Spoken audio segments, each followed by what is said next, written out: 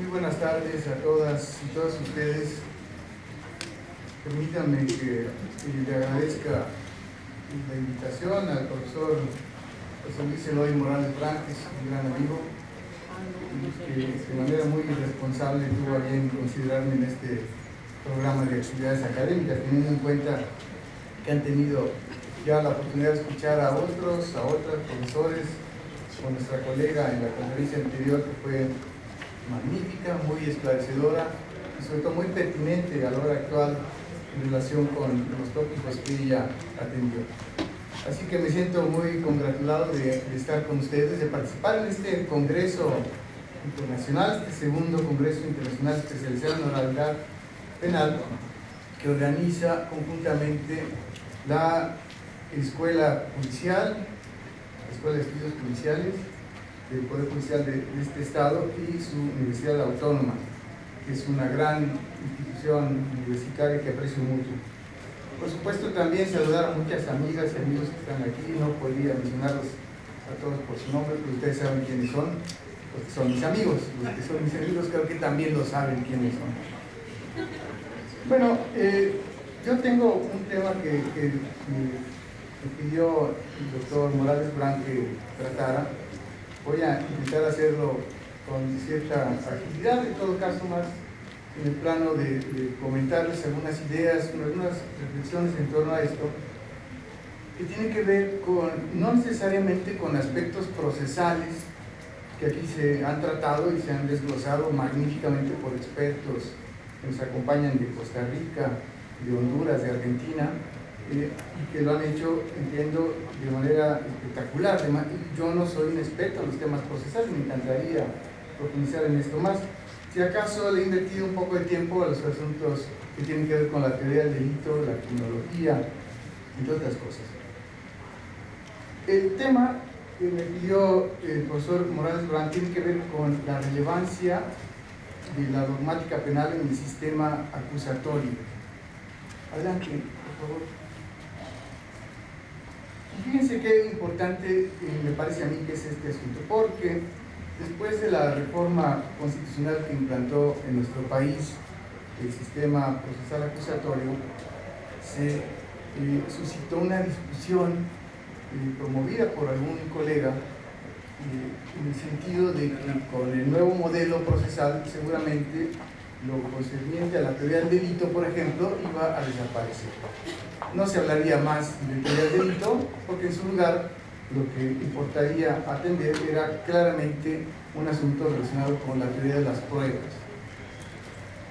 Así que, en pocas palabras, en ese artículo, que además no fue necesariamente un artículo publicado en una revista científica, es una revista de divulgación que pretendía como alertar a los litigantes, a los jueces, a los agentes del Ministerio Público sobre lo que venía aparejado con la reforma, pues suscitó en algunos otros espacios académicos una suerte de reacción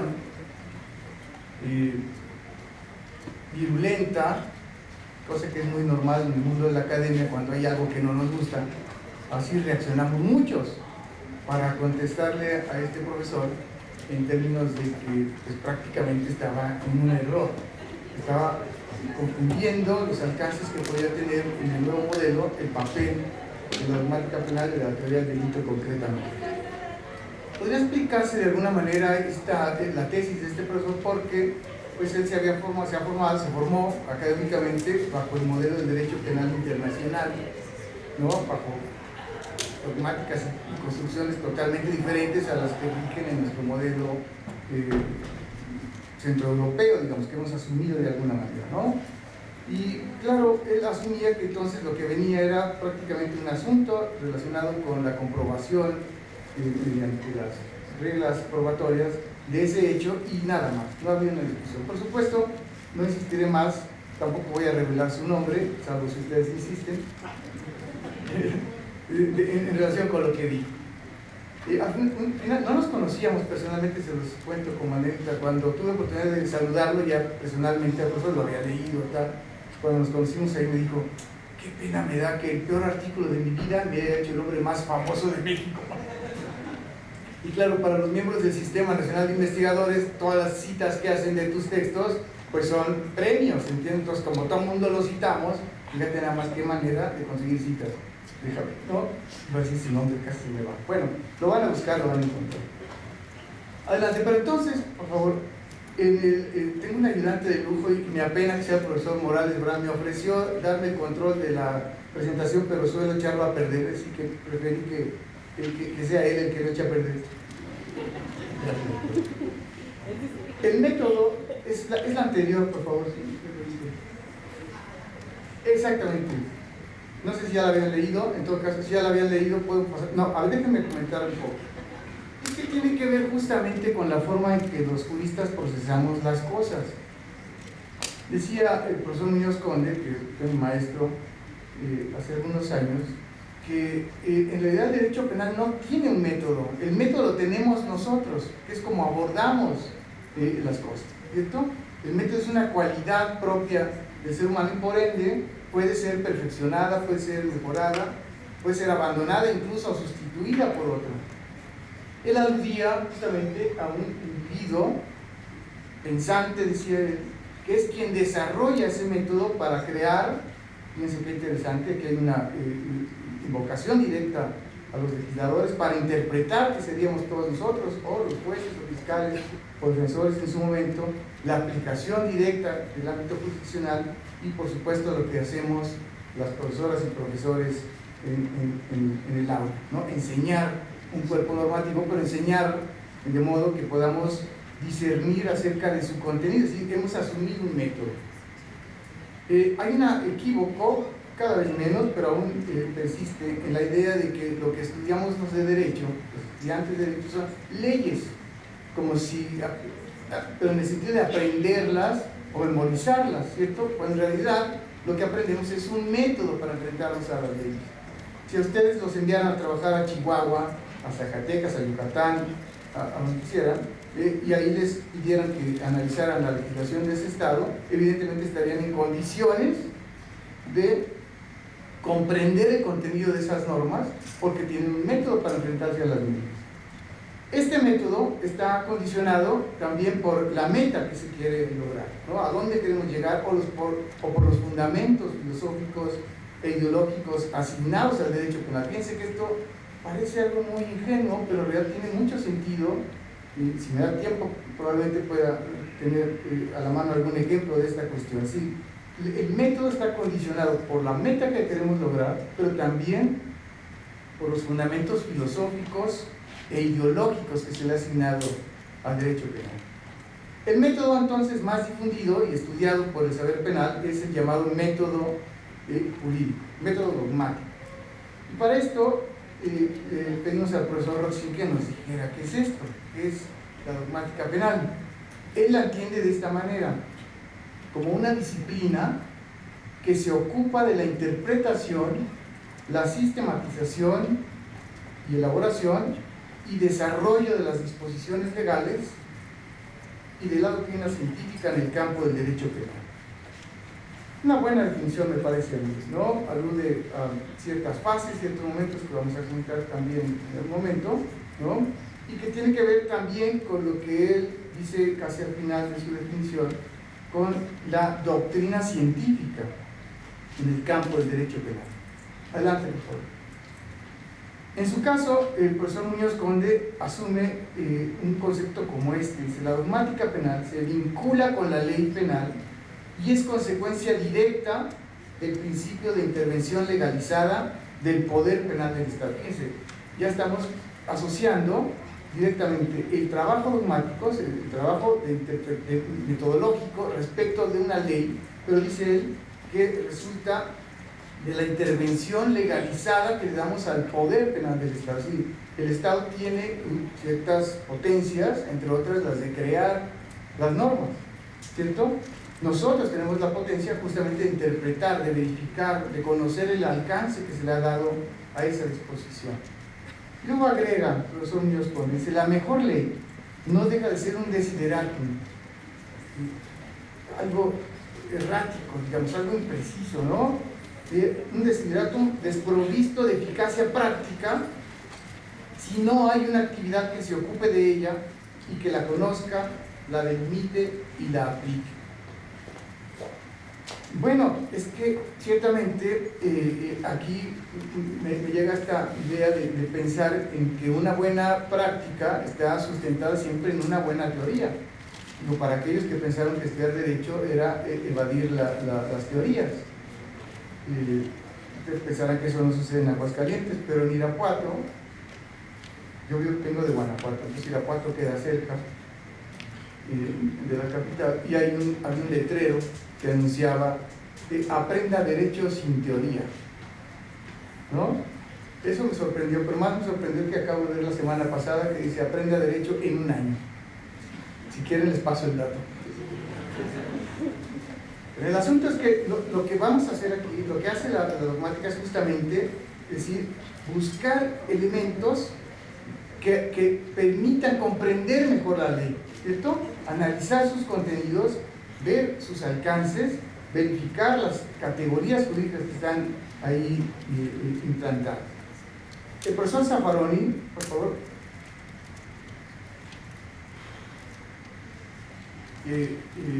Todos hemos leído, todos apreciamos, igual que los profesores Roxy, Muñoz Conde, etc., y otros grandes juristas.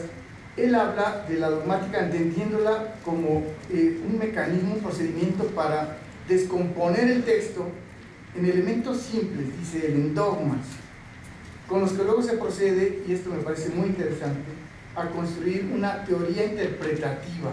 Dice, los dogmáticos no es que seamos personas tercas, ¿entiendes? Que no veamos una realidad, es una forma de expresar el hecho de que mientras la ley sea vigente, la ley es valiosa para nosotros y así debemos entenderla. Si la ley cambia, nosotros cambiamos nuestra metodología, ¿de acuerdo? El dogma no en el sentido teológico de algo definitivo, sino necesariamente como un elemento del cual no podemos intercambiar o adicionar cosas que no dice la norma. Lo que tenemos que aprender es decir qué alcances quiso el legislador que tuviera.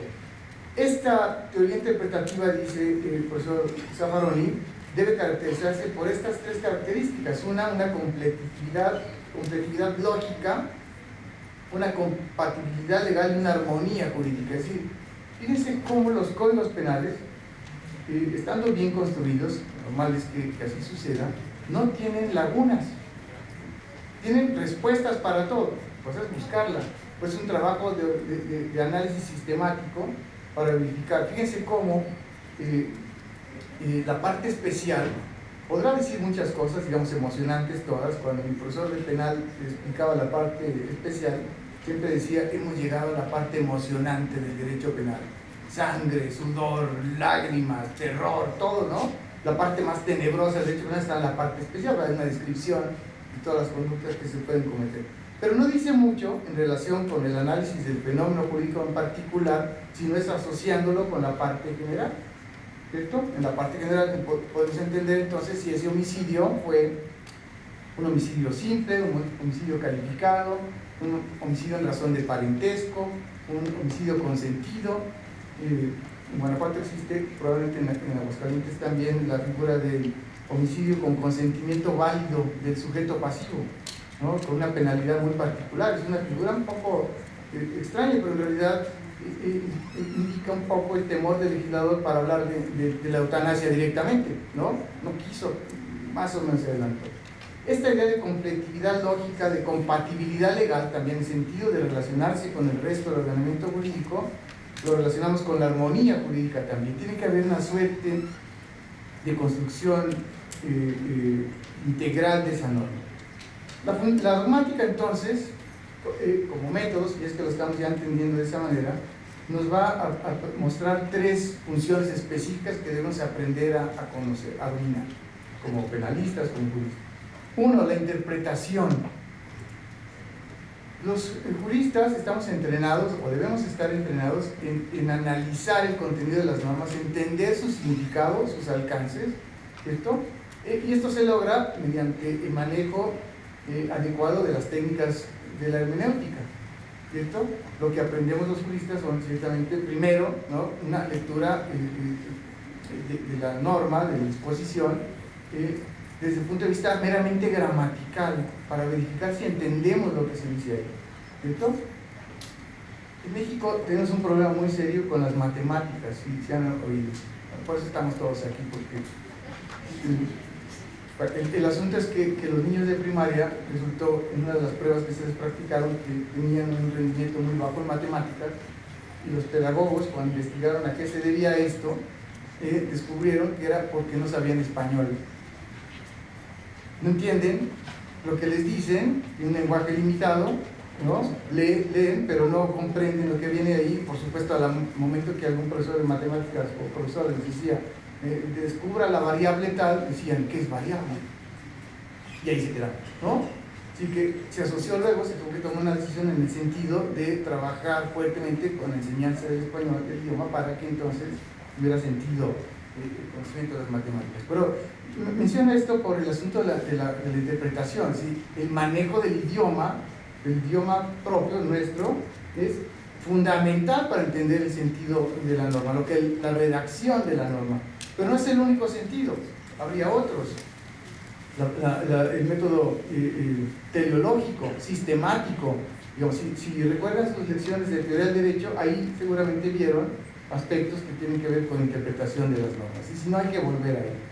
Los juristas debemos entender muy claramente qué dice la ley, ¿cierto? Probablemente les haya pasado, porque en ocasiones lee uno algunas normas y no alcanzas a entender. No entiendo qué dice aquí, ¿no? Y entonces le hablas a otro colega y dice, a ver, léelo tú, ¿no? Léelo en voz alta, pero acentúa las comas, ponle de manera que podamos entender exactamente qué. Claro, a lo mejor hay un concepto que no conocemos bien y es el que hay que buscar, ¿no? Bueno, interpretación, primera fase. La otra tiene que ver con la sistematización, sí, lo que decía hace un momento. Cuando estamos analizando un asunto con el código, perfilando desde el código, lo que buscamos es qué vínculos tiene esta norma que estoy leyendo con otras del propio código o con otras que están fuera del código. Por ejemplo, los delitos que tienen que ver con el orden familiar, cuando se habla de matrimonio, ¿cierto? Eso no viene en el código, tienes que ir a otro lado. Cuando se habla de homicidio en relación de parentesco, tienes que buscar en la ley civil qué se entiende y cuáles son los grados, los niveles que hay, ¿no? Cuando se habla del delito el que tiene que ver con los prestamistas, ¿cierto? Porque dice que para medir el nivel o la comisión del delito, uno de esos elementos tiene que ver con los intereses que establece el Banco Nacional, ¿cierto? Entonces, eso no viene en el Código Penal, hay que ir a otras leyes. Entonces, en ocasiones podemos encontrar la respuesta en el propio Código Penal. Vean cómo hay elementos en los códigos que incluso dan definiciones, ¿cierto? No son manuales de derecho penal. He visto códigos que los ha escrito alguien pensando que lo que está haciendo es un libro de derecho penal y entonces define todo, pero eso no. Por eso se llaman códigos. Lo que hacemos nosotros es decodificar, ¿cierto? Pero hay conceptos que más vale definir para evitar confusiones innecesarias. En el caso de Guanajuato, por ejemplo, primero se pone homicidio, consiste en privar de la vida a otro, también la definición, ¿cierto? Y enseguida viene, pero hay varios tipos, homicidio simple, tal, cual. Pero primero nos dio un elemento, ¿cierto? Que había que tener. Pero lo mismo definen también partícipe, autor, cómplice, tal. Esto viene con definiciones, alevosía, ventajas, traición, viene ahí en los códigos penales, un poco para que no nos perdamos, o que tengamos un sentido, como se diría técnicamente, de interpretación auténtica, la que el propio legislador le quiere dar, ¿no? La definición de dinero, de moneda, por ejemplo, está ahí también en el código. Interpretación y sistematización, dos funciones particulares que debemos aprender a desarrollar. Y por último, adicionalmente a estas, la de la crítica, ¿no? En el sentido de que qué curioso, es paradójico que hablemos de ciencia del derecho penal y que el método que utilicemos sea un método dogmático. Entonces, ¿hacemos ciencia o no? No sé si me explico, parece paradójico, ¿verdad? Contradictorio. Pero justamente este elemento de crítica es el que le da o le asigna o le confiere al derecho penal la posibilidad de su transformación, ¿cierto? De su enriquecimiento, de su proyección futura, de su análisis cuestionador, la crítica como un elemento de configuración del derecho. Tres funciones, digo, habría que dedicarse a ellas, ¿no? O ser consciente de esto. En el tema de interpretación, a veces cuando ya se tiene cierto entrenamiento, ya se lee mecánicamente. Los jueces que tienen mucha experiencia, muchos años dedicados a esto, a veces hasta invocan las leyes de memoria, ¿no? Ya sé que dice y hay un autor que leí que me pareció muy interesante, el llamado de atención, porque decía, incluso donde hay claridad usted tiene que volver a interpretar, no confía en su mente. Y yo creo que lo que estaba diciendo en otras palabras, pensaba en México, decía, hay legisladores muy mañosos que hacen trampa del viernes al lunes, ¿entiendes? Capaz que te lo cambian y llegas y hay otra cosa. Así que vuelva usted a la ley, ¿no? Revise, lea otra vez y no lo lea. Pero decía, la interpretación cuesta trabajo, es como aprender a manejar, ¿no? Seguramente recordarán sus primeras lecciones de cómo te mostraban al mismo tiempo, si te llama tu papá era lo peor que te podía pasar, ¿no? Pues tu papá te decía al mismo tiempo, el clutch, el freno, el espejo, voltea, sube, baja, escucha el motor, te está diciendo algo, hasta el motor habla según el papá, ¿no? Es horrible aprender, pero eso es con la interpretación también. En ocasiones no te das cuenta que lo que estás haciendo es interpretación gramatical, luego sistemática, luego teleológica o histórica, tal, digamos. Pero eso es parte de un entrenamiento que hay que desarrollar. Ahora, la dogmática jurídico-penal tiene varias proyecciones también. Una tendría que ver justamente con la teoría de la ley penal, cómo se construye la ley penal, ¿cierto? Cómo evitar que al momento de configurar una norma se cometan errores que puedan trastocar el resto, el contenido total del Código Penal, ¿no? Les puedo poner un ejemplo. Había un señor diputado que decidió modificar el Código Penal de Guanajuato, teniendo en cuenta la problemática que se experimentaba en ese momento, en el sentido de la multiplicidad de secuestros que se daban, ¿no? Este diputado lo habían impulsado los empresarios, con lo cual se sentía comprometido a hacer algo desde el Código Penal, ¿no? Para quedar bien con estos diputados. Y se le ocurrió que lo que quería hacer era establecer la pena de muerte para el delito de secuestro. Entonces le preguntamos, ¿es la única disposición que piensa hacer, diputado? Dijo, sí, ¿para qué le movemos más? Y hombre, claro, pues le va a quedar a usted muy bien, porque si alguien secuestra a alguien, ¿no? Y por eso le toca la pena de muerte, pues mejor lo mata, porque pues, por homicidio, así que ciertas acciones que parecen convenientes o adecuadas en el ámbito de la ley penal, si no se tiene un conocimiento de la dogmática propiamente, de la teoría propiamente, puede afectar el resto.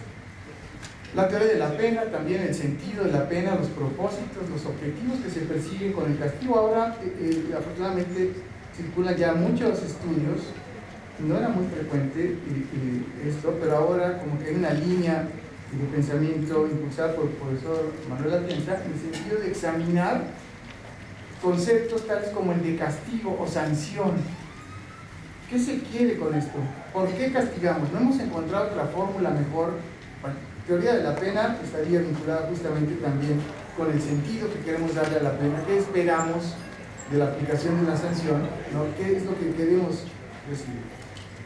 La teoría de la ejecución penal es otro ámbito que se ha quedado un poco corto, tal vez con la implementación del sistema acusatorio y con la creación de los jueces de vigilancia, de jueces de ejecución penal, esto tenga también un desarrollo mayor. Yo los invito a que piensen también esto. Los penitenciaristas, como se les solía llamar a estos aspectos, prácticamente en nuestro país son cada vez menos.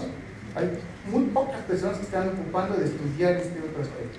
Y dejé el tema de teoría del delito porque es una de las expresiones de la dogmática más acabadas. Digamos, tiene una serie de aportaciones impresionantes y de un nivel de evolución permanente, ¿cierto? Que prácticamente es inabordable el estudio de la teoría del delito. Hay cada vez disposiciones nuevas, artículos nuevos, posicionamientos doctrinales que si no está uno atento probablemente no esté entendiendo lo que está pasando, por lo menos desde el punto de vista de la teoría, ¿cierto? De la discusión científica en esa materia. El mundo me parece dividirse ahora en dos grandes tratadistas. Seguimos mucho a los alemanes, ustedes saben, ¿no? Por un lado el profesor Gunther Jacobs y por otro lado el profesor Roxin. A Gunther Jacobs no traje imagen de aquí, con lo cual quiere decir que yo me adhiero más a la tesis de Roxin, está claro. Pero estos dos autores, digamos, que han propuesto, no solo ellos, hay muchos otros más, que han también contribuido a que el avance de la teoría del delito, la parte de la dogmática sea preponderante incluso respecto de otras, de las proyecciones que ya mencionaba. Pero si queremos conocer qué funciones cumple la teoría jurídica del delito, aquí tengo algunas. Por ejemplo, una función garantizadora, digamos, porque nos propone un lenguaje, ¿sí? Un lenguaje técnico para los juristas, un lenguaje que tiene sentido para nosotros en la medida que comprendemos el alcance de cada una de estas categorías. Si usted dice dolo en la calle, ¿cierto?, la gente tendrá su explicación, ¿no? Dolo dirán, pues es una suerte de gandallez extrema, mala leche, algo, ¿no? Pero si yo digo dolo aquí, entonces estarán pensando en alguno de los artículos del Código Penal de Aguascalientes que define dolo, que establece de qué se trata, ¿cierto? Si yo digo culpa, si yo digo tentativa, ahí viene esto. Y esto es una de las funciones que cumple, nos garantiza efectivamente cómo debemos entender, cómo debemos comprender ciertos aspectos. Cumple una función de índole político-criminal porque le pone frenos también.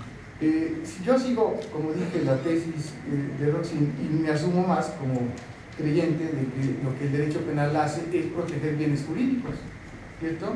Y cuando digo que la teoría del delito cumple una función de índole político-criminal, lo que quiero decir es que parte de la definición y de la asunción del concepto de bien jurídico para determinar la intervención del derecho penal, ¿cierto? Si yo no defino que algo es bien jurídico, entonces probablemente no tenga sentido que lo introduzca, o si no soy capaz de hacerlo. Pero miren, lo lamentable es que nuestros legisladores, siguiendo una línea de pensamiento, una tendencia política que denominamos populismo punitivo, han incorporado a los códigos penales tipos o delitos que no definen o no establecen claramente qué se está protegiendo, simplemente por quedar bien con la gente, por acallar el reclamo social. Piensan que poniéndolo en el Código Penal la gente ya está tranquila, ¿no? Ya está en el Código Penal, qué bueno, ¿no? Es más, no solo lo pongas ahí, sino ponle una pena altísima, de manera que la gente sienta que la vocación por la sangre mexicana es muy clara, ¿no? Entonces, si no establecemos o no definimos con precisión el concepto de bien jurídico, evidentemente no estaría cumpliendo la teoría del delito una función, como en este caso de garantía. Por eso decimos, cumple una función de índole político-criminal. Una función científica también, porque el análisis que hacemos en todas las escuelas de derecho, tomas un libro, estudias, analizas, cuestionas los alcances de ciertas teorías que están en los códigos. Recuerden ustedes que los códigos penales son realmente el receptáculo de muchas teorías, ¿cierto? Si no les gustaban las teorías, resulta que están aplicando alguna, que podrá ser buena o mala o regular según el momento legislativo. La adoptaron, la llevaron al Código Penal y ahí estamos nosotros materializándola. Cada vez que se dicta una sentencia, pues lo que está concretando es también una línea de pensamiento político-criminal, ¿no? Y asumió con el legislador algún tipo de modelo científico. Por eso esta teoría del delito en su dinamismo lo que nos propone es justamente una revisión de sus alcances. Y obviamente también cumple una función relacionada con el Estado de Derecho, digamos, nos participa de la comprensión de la forma de resolver determinado tipo de asuntos, casos penal propiamente, siguiendo un modelo, una serie de categorías de planteamientos que ahí se encuentran. Ayer ustedes tuvieron también, no sé si ustedes participaron en este taller sobre la teoría del caso, que es una de las digamos, aportaciones o innovaciones que el sistema acusatorio trajo, ¿no? Yo bromeaba con esto de que a muchos abuelos les gustan las teorías y ahora resulta que con este modelo hasta una teoría del caso tienen que hacer, ¿no?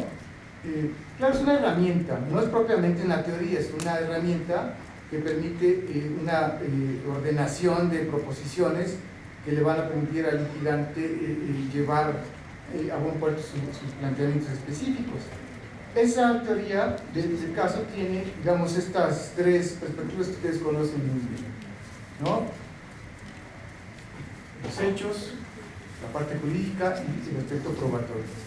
Desde luego que en los hechos también debemos tener un entrenamiento particular, no voy a abundar en esto, ustedes lo han estudiado, ¿no? Pero explicar, hagan el ejercicio, ¿no? Después de salir de una película que fuiste a ver con varios amigos, pregúntales a ellos de qué se trata. Y todos te van a contar una cosa totalmente diferente, ¿no? Porque unos pusieron atención en la protagonista, otros en el protagonista, otros en el bueno, en el malo, en el no sé qué. Y si te cuentan la historia, te van a contar aspectos, flashazos de lo que les importó. En el caso de la teoría fáctica es muy importante también aprender a contar las cosas, construir efectivamente el caso que queremos que sea analizado. La teoría probatoria, les han hablado ustedes estos días, seguirán hablando, seguirán escuchando también aspectos muy importantes, teniendo además al profesor Morales Blanc, que es un experto en los temas procesales, con un libro magnífico que yo utilizo mucho, su manual, y digo así porque así está, realmente, ¿no? Muy claramente explicadas las instituciones. Pero la teoría jurídica es la que me interesaba a mí. De hecho, empecé hablando con eso, ¿no? Es que no desaparece el uso de la teoría del delito. Por supuesto, va a estar muy presente. ¿De qué van a hablar si no los defensores o los fiscales? Si no, en tal caso hubo una tentativa, si hubo un error, si hay una causa de justificación, si es un caso de legítima defensa. ¿Me explico? Esas son las instituciones que la teoría del delito explica, ¿cierto? Que nosotros debemos argumentar, de construir, de presentar ahí con toda la precisión de que seamos capaces. Por eso decimos que en el sistema acusatorio la dogmática penal tiene varias aportaciones, ¿no? Varios alcances. Primero, la entiendo como una herramienta conceptual imprescindible. Si no basta hablar solo de pruebas, no basta hablar de los temas procesales, porque me pareció que durante algunos años, después de la reforma, todo era curso de audiencia inicial, ¿entiendes? No vi escasamente que alguien se volviera a revisar el discurso de lo jurídico, lo que se iba a analizar ahí. Y no he dicho que no sea importante, aquí hay un montón de procesalistas, imagínate, estoy viendo por dónde hay que salir corriendo. No, hacen cosas muy importantes y eso creo que tiene mucho sentido. Sirve también la teoría del delito para formular esa teoría del caso. Tenemos que construirla a partir no solo de lo que sucedió, sino eso que sucedió tiene que ser subsumido en un planteamiento legal, jurídico, en una institución de teoría del delito, ¿no? No debe ser suplantada por la teoría de las pruebas. Son dos expresiones que se complementan, se auxilian, se requieren. Si ignoramos la teoría del delito, esto va a impedir que se haga una formulación eficaz de la teoría del caso, ¿no? ¿De qué vas a hablar? Si no puedes hablar de plazos procesales o cosas políticas, ¿no? Contar cómo aquello que sucedió tiene, desde la perspectiva de la teoría del delito, un alcance, una categoría específica. Por eso decimos, el jurista del sistema acusatorio no prescinde de la dogmática, la tiene cerca, tiene que volver al estudio de la teoría del delito, tenemos que reforzar esa parte. Yo sé que aquí nos la han abandonado, en todo caso insistiría y no lo dejen de lado. El jurista sí asume efectivamente que la dogmática es su mejor herramienta. Finalmente, teniendo en cuenta la participación de tantos estudiantes aquí, yo creo que habría que imaginar cuál es el perfil ideal de los penalistas, por lo menos el que yo imagino, ¿no? No solo son expertos en el conocimiento de las normas jurídicas. Fíjense cómo debemos trascender este plano meramente formalista de la ley, como si fuera lo único que existe cuando analizamos un problema de naturaleza criminal, ¿no? Muchos fuimos, por lo menos los de mi generación, víctimas de esa enseñanza, que partía solamente de lo que decía el código, ¿no? Artículo tal y cual, y eran más muy exigentes, pedían incluso que los memorizaras y que los repitieras ahí, sin ninguna comprensión del resto de cosas. El profesor Muñoz Conde fue conmigo muy enfático en este sentido, decía, había que crecer, mejor dicho, en una perspectiva que te diera adicionalmente al conocimiento de lo normativo, es decir, de la dogmática, un conocimiento acerca de la realidad, ¿cierto?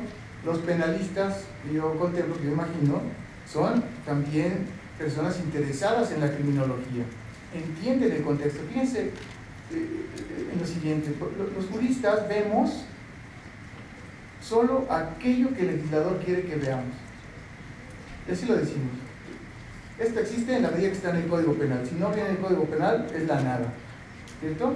Pero los criminólogos no solamente ven lo que está en el Código Penal, sino lo que está alrededor de todo eso.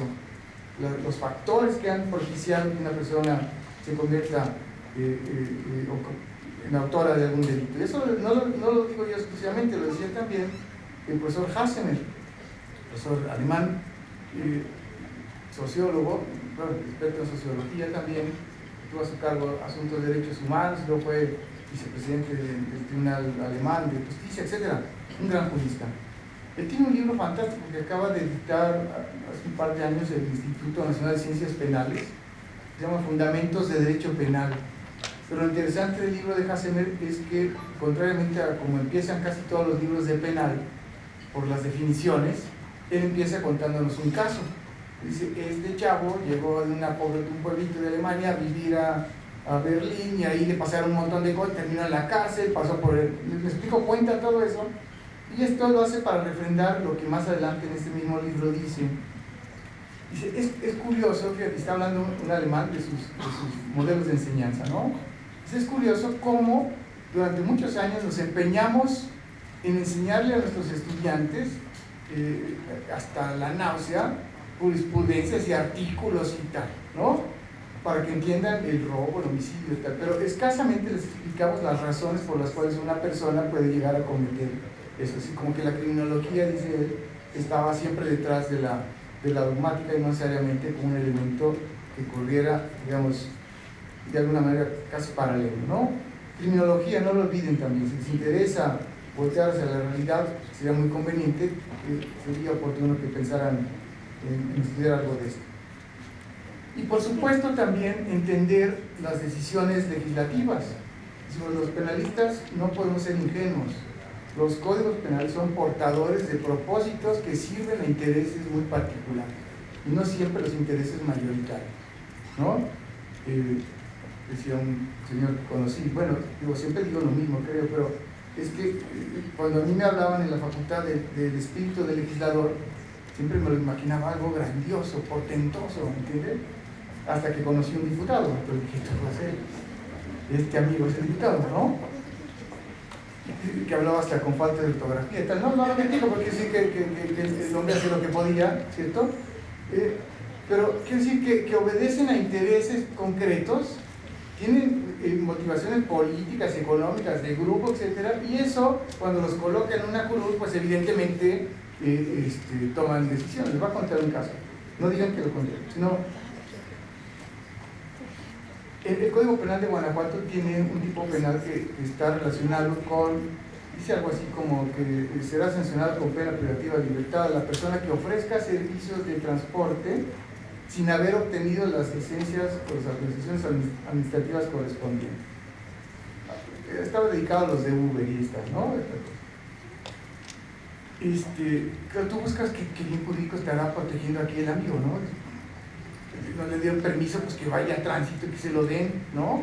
Se pelea allá, o que haga un sindicato y le grite al gobernador y le dan el permiso, ¿entiendes? O que se haga diputado. Bueno, es que ahí ya tiene, porque curiosamente el que implantó el tipo penal tiene una flotilla de taxis, ¿no? Por supuesto, si ya soy diputado, si no, para defender mi negocio, entonces ¿para qué me hice diputado? Y este amigo, ¿no?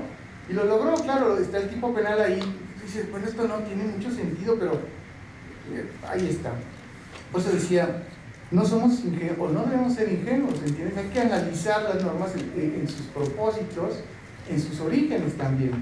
Aquí les recomendaría un texto del profesor Díez Ripollés, José Luis Díez Ripollés, que es magnífico, porque puso la mirada en algo que los juristas no habíamos hecho escasamente, ¿no?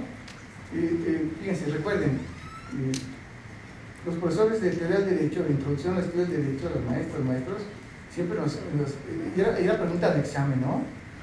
Diga usted las partes del procedimiento legislativo. Iniciativa, ¿se acuerdan? Había que contestarlas todas, discusión, veto y no sé cuántas, me quedaba genial, era la de siempre.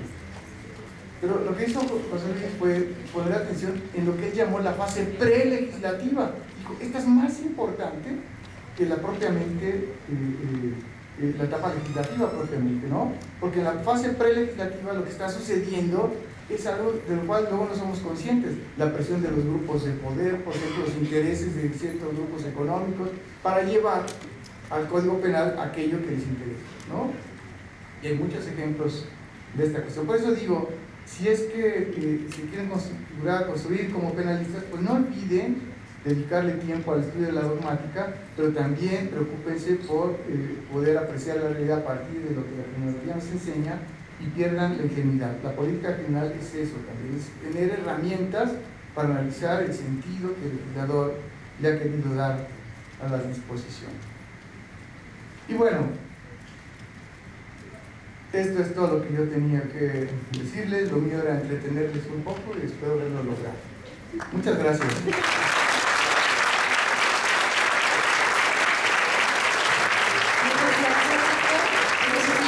¿Tenga alguna pregunta que quiera realizarle?